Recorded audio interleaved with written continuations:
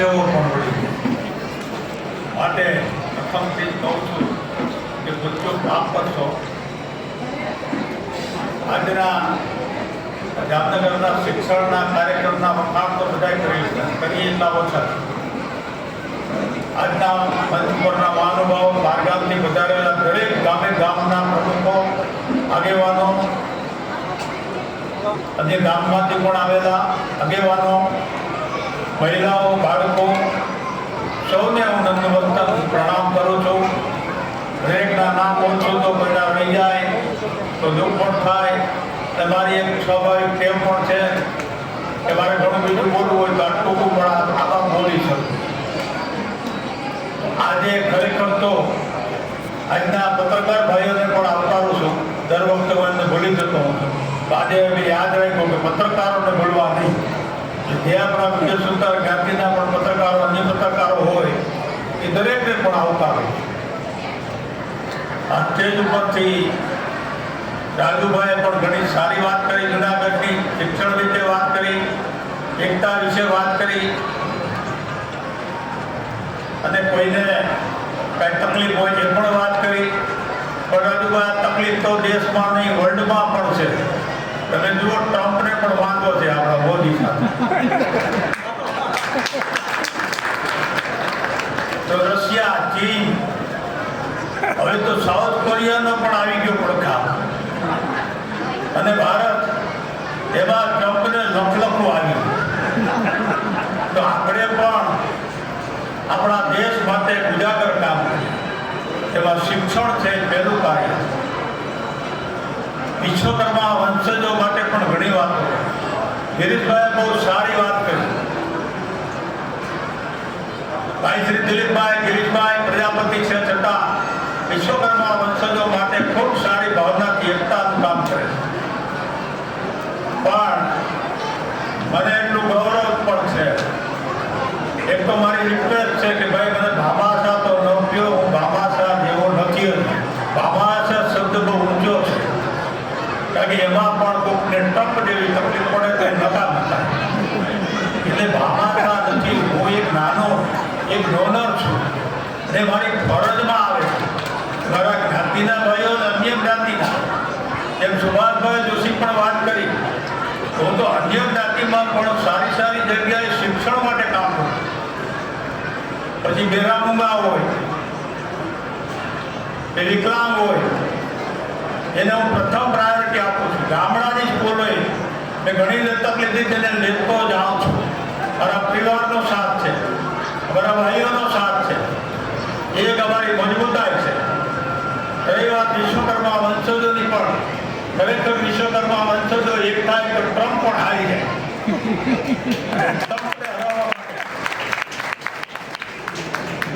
આપણે એકતાની પણ જરૂર છે અને સાથે મગજની પણ જરૂર છે. ખાલી મોબાઈલની જરૂર નથી.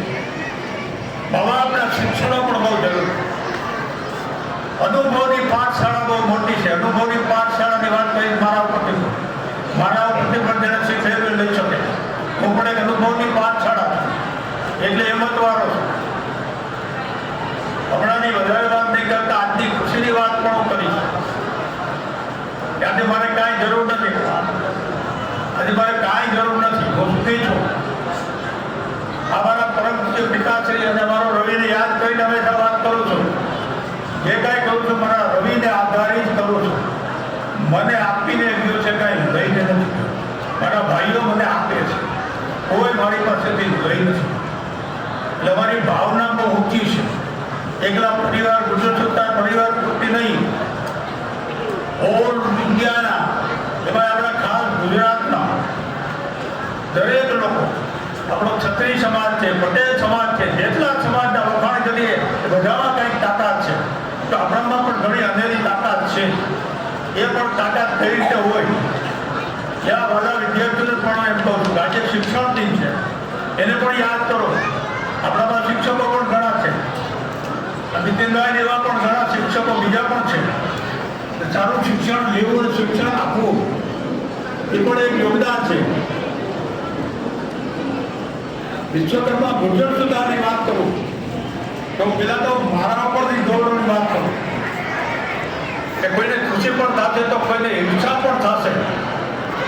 આ મોડાસિયાભાઈ છે, અમદાવાદથી આવ્યા છે, ઊભા થજો 2 મિનિટ.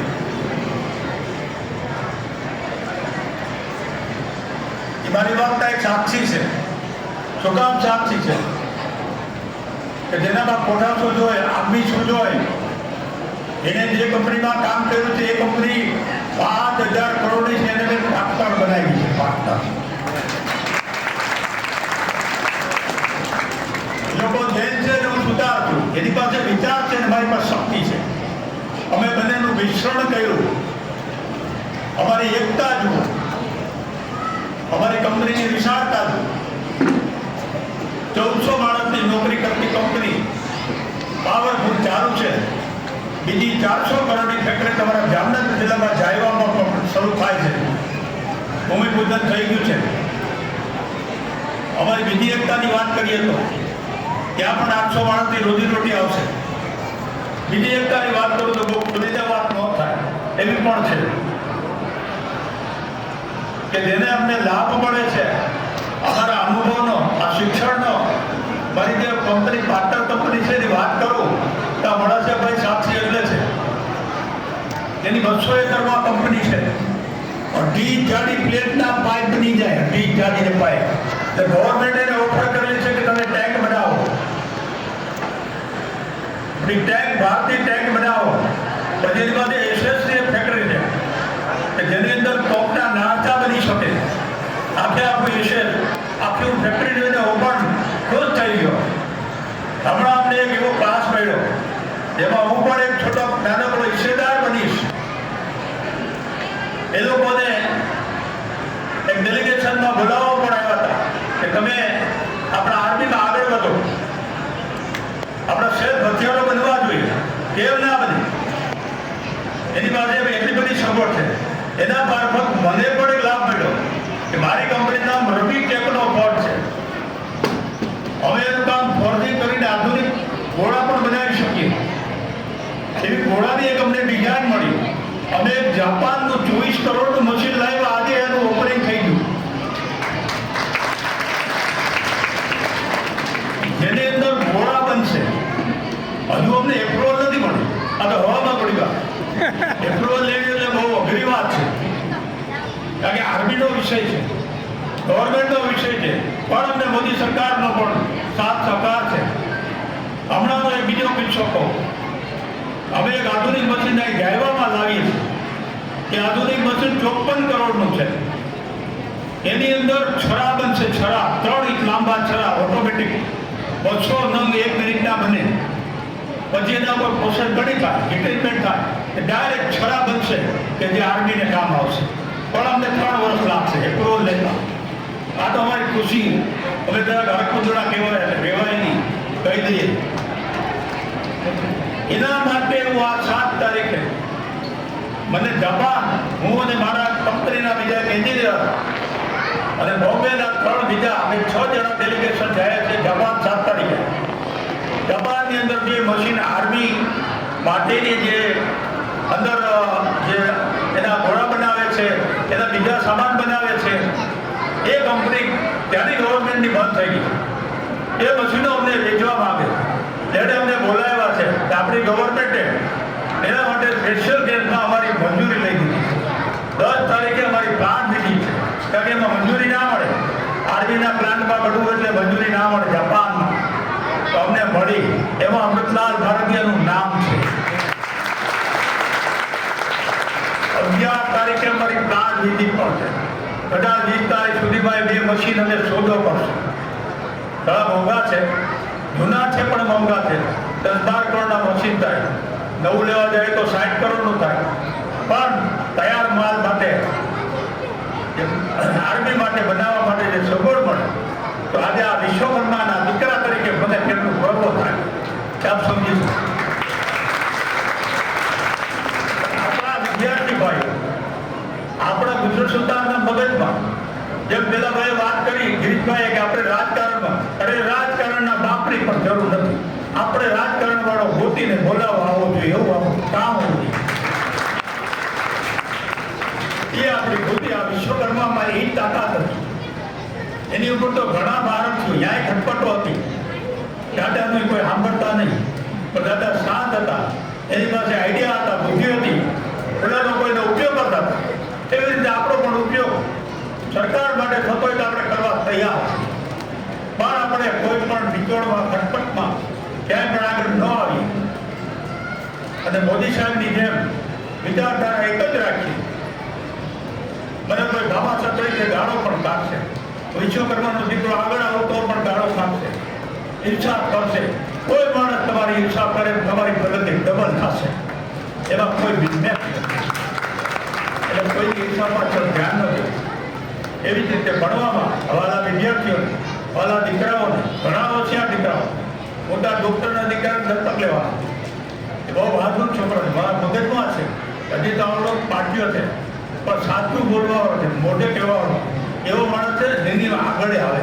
હું એવું જ છું. હું બધે ભણ્યો નથી, પણ ભણ્યો છું, એટલે હું આગળ આવવા કોશિશ કરું છું. મેં કીધું મારે કાંઈ જરૂર નથી. આજે હું સાત બેસી જાઉં તો મારી સાત બેથી ખાય એટલું મેં ભેગું કરી લીધું, પણ મારે ભેગું નથી કરવું. મારે એને આગળ વધારવું છે. એટલે મારે કોઈ દીકરો નથી, મારો એક જ દીકરો, છતાં ભાઈઓને એક એક દીકરો, છતાં હું આગળ મહેનત કરું છું. આજે મારી 74 વર્ષની ઉંમર છે, હું 100 વર્ષ સુધી કામ કરવા તૈયાર છું. આને વિકાસ કહેવાય.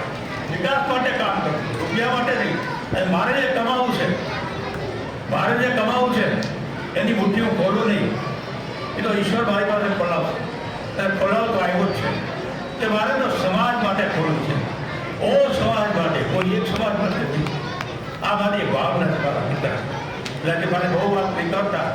આજના વાલા વિદ્યાર્થીઓ, એમના પેરેન્ટ્સો, મા બાપ, બધાને વિનંતી કરું છું કે આપણી જ્ઞાતિમાં એકતા આવે, સફળતા આવે. કાંઈ હાયર એજ્યુકેશન લઈ ખાલી ભણીને કાંઈ કામ કરવાનું નથી. સાથે જો આપણી મગજ અને આપણી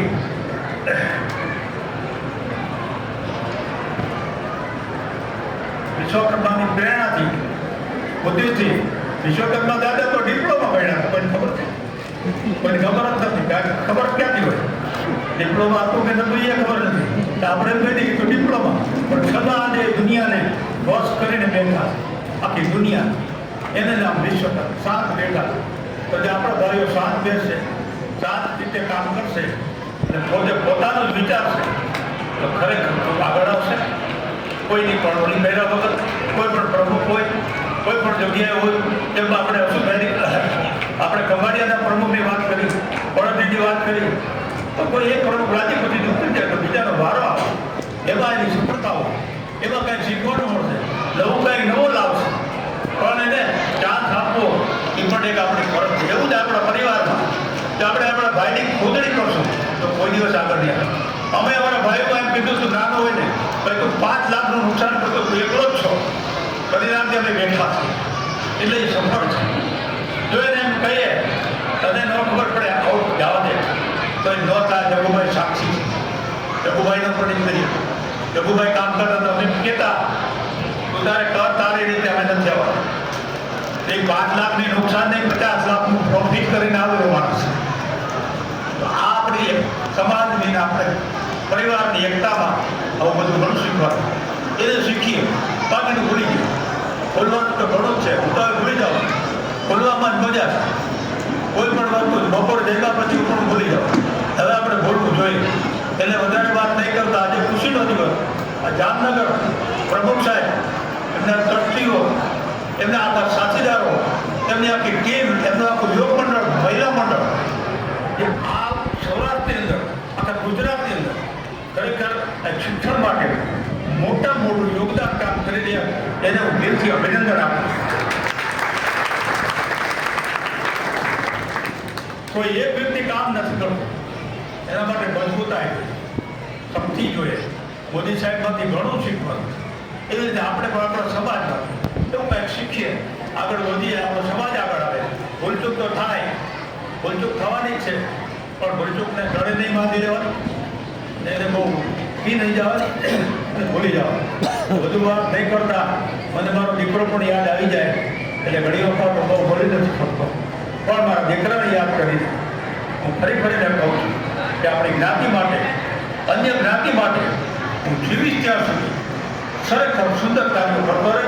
મને જે ઈશ્વર શક્તિ આપશે એના હું કરતો રહે. હું જસોદાનો માણસ નથી. જેમ આપણે જોશી સાહેબે વાત કરી કે અમે અહીંની કસ્તુરબા શ્રી વિકાસમાં જોવા ગયા, એનું કાર્ય જોયું. ખૂબ આપણને એમ થાય કે આવા લોકોને આપણે કેમ મદદ ના કરીએ, પગારે ના કરીએ. ત્યારે કરી એ તો મેં 10 જગ્યાએ કરી છે. જરા મુંગા શાળામાં કરી. મેં આ તો મારા દીકરાના નામનો હોલ બનાવી દીધો. ત્યાં પણ મારા દીકરાના હોલના નામ લખાય. ઘણી જગ્યાએ વિરોધ થાય ત્યારે મેં નામ લખે બાબા સાહેબના દીકરા થઈ ગયા. અરે ભાઈ વાંધો નહીં ભાઈ સાહેબ, અમને માફ કરજો. પણ હવે એ તો અમારી ફરજ છે કે એમાં દીકરાનું નામ, મને મારો દીકરો વાલો છે એટલે હું નામ લખાવું છું. દરેકને હું કહું છું, કોઈ પણ શ્રદ્ધા કારણ કે આપું છું ને લખાવું છું. એટલે હવે મને માફ કરે.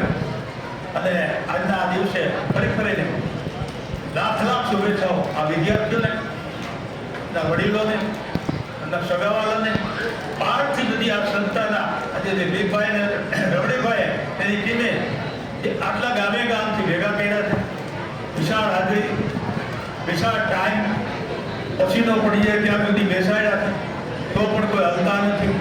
એનું નામ કે એની વાત, એની એકતા ખૂબ મજબૂત છે. ખૂબ સારા કાર્યો કરે. દાદા વિશ્વકર્મા એને પણ ખૂબ શક્તિ આપે, પ્રેરણા આપે. જય વિશ્વકર્મા, જય.